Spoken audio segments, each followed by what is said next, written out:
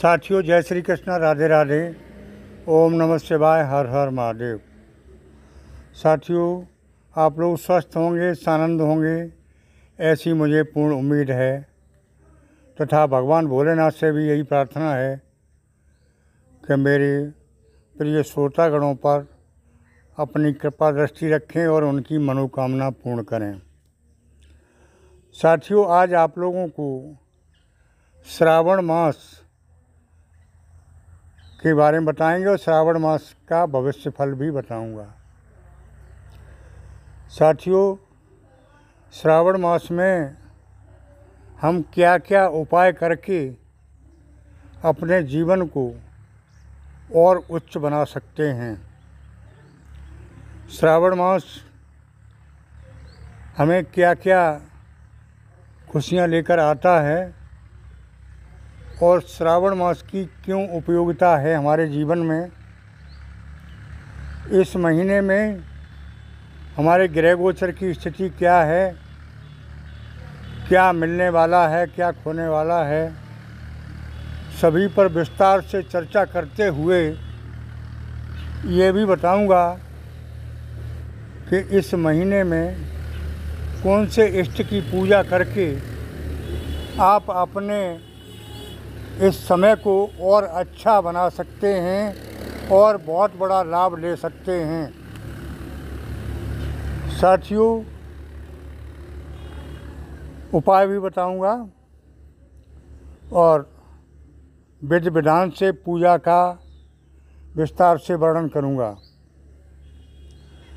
तो साथियों, इस समय यानी आज का जो श्रावण मास शुरू होने जा रहे हैं, यानी आज जो है आषाढ़ी पूर्णिमा है और कल से श्रावण मास की शुरुआत है। पहला दिन है सावन का। हालांकि आज से शुरुआत हो चुकी है, तो कल जो है श्रावण मास शुरू होने जा रहे हैं और खुशी की बात यह है कि अब की बार श्रावण के 2 महीने हैं, यानी 2 महीने आप पूजा पाठ करके बहुत बड़ा लाभ उठा सकते हैं। साथियों, तो मैं बताना चाहूँगा कि श्रावण महीने के सोमवार को आप जो है भगवान भोलेनाथ को प्रसन्न करके बड़े से बड़ा लाभ उठा सकते हैं। पहले भी मैंने कहा था, भगवान भोलेनाथ महादानी हैं, बहुत कुछ देने वाले हैं, बहुत जल्दी प्रसन्न होने वाले हैं और इस महीने में तो बहुत जल्दी प्रसन्न होते हैं, क्योंकि सावन का महीना भोलेनाथ का महीना माना जाता है। साथियों, ग्रह गोचर की माने तो इस समय विशेष सुंदर समय है आपकी राशि का और प्रोग्रेस का समय आ चुका है। आप लोग कह देते हैं कि गुरुजी आप तो एक ही बात बताया करते हैं, ऐसी बात नहीं है। आपका समय बहुत ख़राब गुजर गया, इतना ख़राब गुजर गया कि इसको आप ही जानते हैं, कोई दूसरा जान नहीं सकता। ख़राब समय अब तक रहा और उस ख़राब समय में आपका कोई काम नहीं बना। आप इतने हतोत्साहित हो चुके कि अब आपको पिछला ही डर सता रहा है, आगे अब कुछ नहीं है वैसा। तो साथियों, आप लोगों को ये श्रावण का महीना बहुत कुछ लेकर आ रहा है। आप लोग स्वागत के लिए तैयार रहें, क्योंकि ग्रहों की स्थिति बिल्कुल चेंज हो चुकी है। इस महीने में आप उत्साह से भरपूर लबालब रहेंगे। आपका उत्साह दूना नहीं चौगुना बढ़ जाएगा। और जब जीवन में उत्साह होता है तो समझ लो अच्छे दिन आने की शुरुआत हो चुकी है और काम बनने शुरू हो जाएंगे। तो ये दिखाई देने लगा है कि आपका उत्साह बहुत कुछ बढ़ गया है। साथियों, इसी के साथ आपके कुछ काम ऐसे हैं जिनके लिए आप बहुत दिनों से परेशान थे, नहीं बन रहे थे। जैसा कि आप लोग कमेंट बॉक्स में लिखते हैं कि गुरुजी कुछ नहीं हो रहा है, तो उनका नहीं हो रहा है जिनकी कुंडली में ग्रह कमज़ोर पड़े हुए हैं, और अब उनका बहुत कुछ होने लगा है जिनकी कुंडली में ग्रह मजबूत स्थिति में हैं। साथियों, आप लोग चाहें तो कुंडली का विश्लेषण करा सकते हैं, क्योंकि हालांकि मेरे पास इतना समय नहीं है, मैं नहीं देखा करता था, लेकिन आप लोगों के विशेष आग्रह से और बहुत कम फीस लेकर आपकी कुंडली का विश्लेषण करता हूँ। तो साथियों, ये सब ग्रहों पर डिपेंड है। 9 ग्रह होते हैं, वो हमारे जीवन में विशेष महत्व रखते हैं। वास्तव में चाहे कोई बहाना हो, कैसा भी हो, अगर ग्रह की दिशा अच्छी नहीं है तो काम नहीं बनते हैं, मेहनत निष्फल चली जाती है। साथियों, मैं गुमराह नहीं कर रहा हूँ, न डराने की कोशिश कर रहा हूँ। मेरा काम किसी तरह से डराना नहीं है। हमेशा मैं पॉजिटिव रखता हूँ। ग्रह तो आज अच्छे हैं, कल ख़राब हैं, परसों अच्छे हैं और फिर ख़राब हैं, चेंज होते रहते हैं। जीवन का नाम ही संघर्ष है।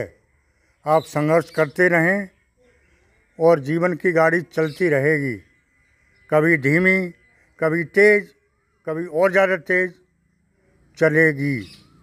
चलना ही ज़िंदगी है, रुकना है मौत। तो साथियों, आपको चलना है। साथियों, ग्रह नक्षत्र की माने तो इस समयावधि में व्यापार चलना शुरू हो जाएगा। व्यापार के लिए अब तक पैसे नहीं थे जिन लोगों पर, वो चाहे लोन से मिलें या उधार मिलें या आप पैदा कर लें, पैसों की पूर्ति होने लगेगी, ऐसा ग्रह नक्षत्र बताते हैं। ग्रह गोचर की स्थिति ऐसी पड़ रही है कि आपका व्यापार धंधा अच्छे से, एक से ज़्यादा तरीक़ों से चलने लगेगा। आपकी आय जो है वो एक से अन्य स्रोतों से शुरू होती दिखाई दे रही है। साथियों, हेल्थ के बारे में पहले बता ही चुका हूँ कि समय ऐसा है, वास्तव में मौसमी बीमारी तो चल ही रही हैं। इनके अलावा कोई विशेष परेशानी थी, उसमें सुधार आता दिखाई दे रहा है। कोर्ट कचहरी के चक्कर लगने बंद हो जाएंगे और आपकी विजय होगी, ऐसा ग्रहों की स्थिति है। साथियों, तो फिर आ जाइए उधर घूम के कि श्रावण के मास में आपको करना क्या है। उपाय, आप थोड़ी थोड़ी भजन पूजा करके भगवान भोलेनाथ को प्रसन्न कर सकते हैं। और जिन लोगों ने इस महीने में भगवान भोलेनाथ को प्रसन्न कर लिया, उनके सभी काम बनने शुरू हो जाएंगे। उनको ग्रह नक्षत्र भी खराब नहीं रोक पाएंगे, क्योंकि भगवान भोलेनाथ की कृपा ही अजीब है, इसमें कोई संदेह नहीं है। तो इस माह में 4 सोमवार होते हैं वैसे, और अब की बार आपको 8 सोमवार मिल रहे हैं भगवान भोलेनाथ को प्रसन्न करने के लिए। हर सोमवार को सुबह आप उठकर नित्य क्रिया से फुर्सत होके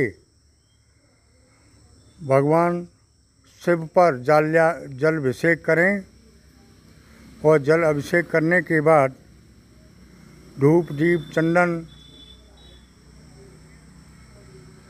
से उनकी पूजा करें। बेलपत्र जरूर चढ़ाएं। बेलपत्र चढ़ाए तो आपको बहुत अच्छा फल मिलेगा, क्योंकि भगवान भोलेनाथ बेलपत्र और धतूरा से बहुत जल्दी प्रसन्न होते हैं। ये उनकी विशेष अच्छी चीज़ है उनके लिए। तो धतूरा और बेलपत्र आप शिवलिंग पर जरूर अर्पण करें और हो सके तो जल में शहद मिलाकर भगवान भोलेनाथ की शिवलिंग पर चढ़ाएं। साथियों, अगर ऐसा कर लिया आपने तो भगवान भोलेनाथ की कृपा निश्चित बरसेगी, इसमें कोई शक वाली बात नहीं है। साथियों, तो श्रावण मास के स्वागत के लिए आप लोग तैयार हो जाएं और ये गोल्डन टाइम किसी भी तरह से मिस ना करें, ये मेरी राय है। मेरी राय को मानते रहे आप तो निश्चित आप गोल्डन समय का लाभ उठा पाएंगे। गोल्डन समय का लाभ उठाने में सक्षम रहेंगे, इसमें कोई शक की गुंजाइश नहीं है। साथियों, आज के वीडियो में इतना ही। आगे फिर मिलते हैं आपको नए वीडियो के साथ। तब तक के लिए ओम नमः शिवाय, हर हर महादेव।